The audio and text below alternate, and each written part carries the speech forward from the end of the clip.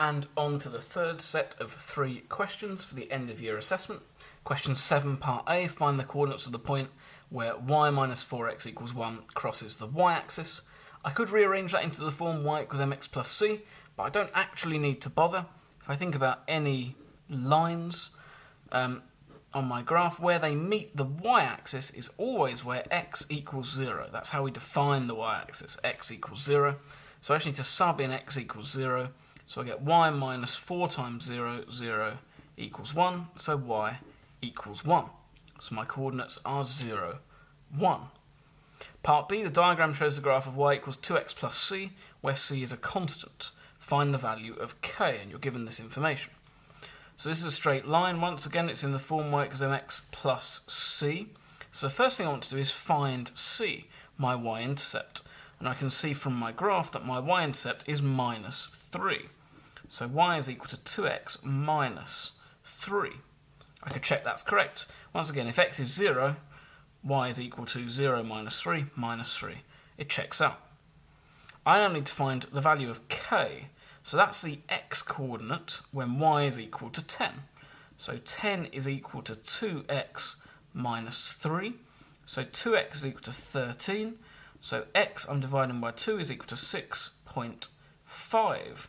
And therefore k is equal to 6.5 because it's my x-coordinate. You could have subbed in k up here if you'd wanted to. So you have 10 equals 2k minus 3 and then solve. And that would actually be a slightly neater solution. Question 8.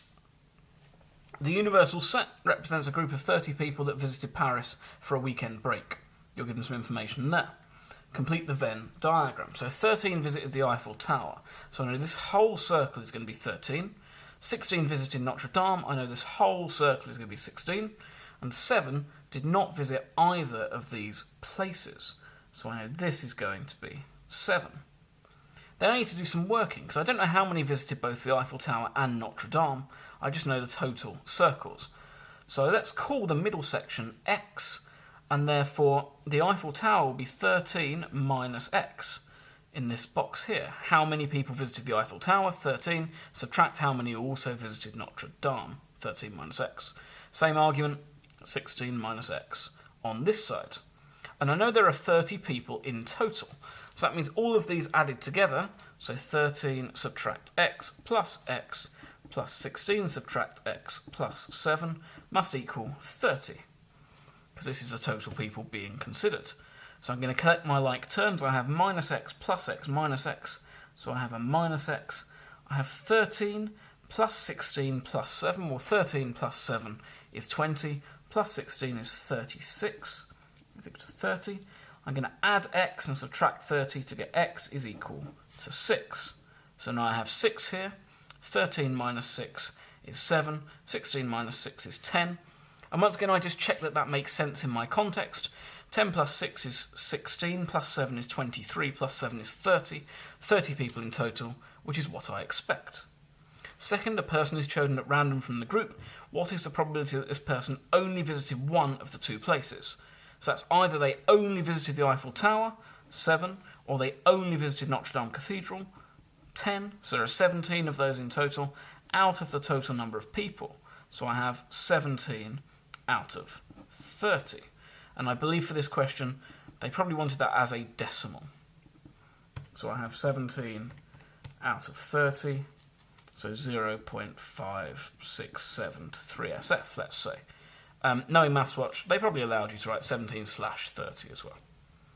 Question 9. A total of 60 raffle tickets were sold at a school fair. Bethany has a 20% chance of winning the top prize. Work out how many tickets Bethany bought. So the probability of Bethany winning a top prize, assuming there's only one, and that is sort of implied in this question, is however many tickets she bought, let's call that x, out of 60. That is, if she bought all 60 tickets, the probability would be 100%, so I guess times 100%. If she bought none, the probability would be 0. If she bought 30, she'd have a 50% chance, and so on. She has a 20% chance, so that's equal to 0.2. And therefore x is equal to 0.2 times 60, which is 12, giving you your answer. And that's the third trio of questions sorted.